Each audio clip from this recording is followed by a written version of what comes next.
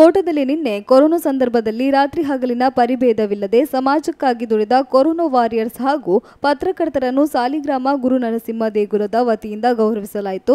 ಕೋಟ ಸಮುದಾಯ ಆರೋಗ್ಯ ಕೇಂದ್ರ ಹಾಗೂ ಕಾರ್ಕಳ ಸಾಸ್ತಾನ ಪ್ರಾಥಮಿಕ ಆರೋಗ್ಯ ಕೇಂದ್ರ ವ್ಯಾಪ್ತಿಯ ವೈದ್ಯಾಧಿಕಾರಿಗಳನ್ನ, ಆರೋಗ್ಯ ಸಹಾಯಕರು ಮತ್ತು ಆಶಾ ಕಾರ್ಯಕರ್ತರನ್ನ, ಸ್ಥಳೀಯ ಪತ್ರಕರ್ತರನ್ನ ಸ್ಮರಣಿಕೆ ಫಲಪುಷ್ಪಗಳನ್ನು ನೀಡಿ ಗೌರವಿಸಲಾಯಿತು.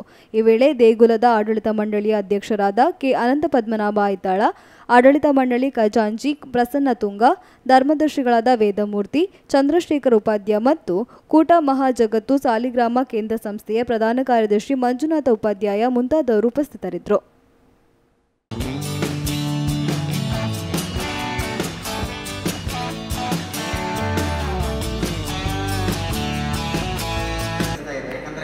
ಕಳೆದ ವರ್ಷ ಡಿಸೆಂಬರ್ 31ಕ್ಕೆ ಆರಂಭವಾಗಿ ಇನ್ನೇನು ಒಂದು ತಿಂಗಳು ಕಳೆದರೆ ಒಂದು ವರ್ಷ ಕಳೀತಾ ಬರ್ತಾ ಇದೆ. ಮಾರ್ಚಲ್ಲಿ ನಮ್ಮ ಭಾರತದಲ್ಲಿ ಶುರುವಾಗಿ ಬಹಳಷ್ಟು ಅವಾಂತರವನ್ನು ಸೃಷ್ಟಿಸಿದ್ದು ನಿಮಗೆಲ್ಲರಿಗೂ ಗೊತ್ತುಂಟು. ಇದರ ವಿರುದ್ಧವಾಗಿ ಹೋರಾಡುವಲ್ಲಿ ಅವಿರತವಾಗಿ ನೀವೆಲ್ಲರೂ ಶ್ರಮಿಸಿದ್ದೀರಿ.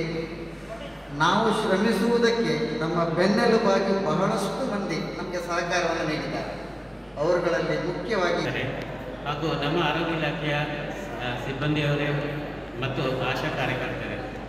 ಮಾರ್ಚ್ ತಿಂಗಳಲ್ಲಿ ಲಾಕ್ಡೌನ್ ಸ್ಟಾರ್ಟ್ ಆಯಿತು. ಕೊರೋನಾ ಮಹಾಮಾರಿ ಅನ್ನುವಂಥದ್ದು ಭಾರತದ ಪ್ರವೇಶ ಆಯಿತು. ಆವಾಗ ನಾವು ಎಣಿಸ್ಕೊಂಡಿದ್ದು ಮಧ್ಯಾಹ್ನದ ಊಟಕ್ಕೆ ಏನು ಮಾಡಬೇಕಂತ. ಕೃಷ್ಣಪ್ರಸಾದ್ ಹೇಳಿದರು, ಸರ್ ನಾನು ದೇವಸ್ಥಾನದ ಆಡಳಿತ ಮಂಡಳಿಯನ್ನು ಕೇಳ್ತೇನೆ, ಅವರು ಕೊಡುವಂಥ ವ್ಯವಸ್ಥೆಗಳು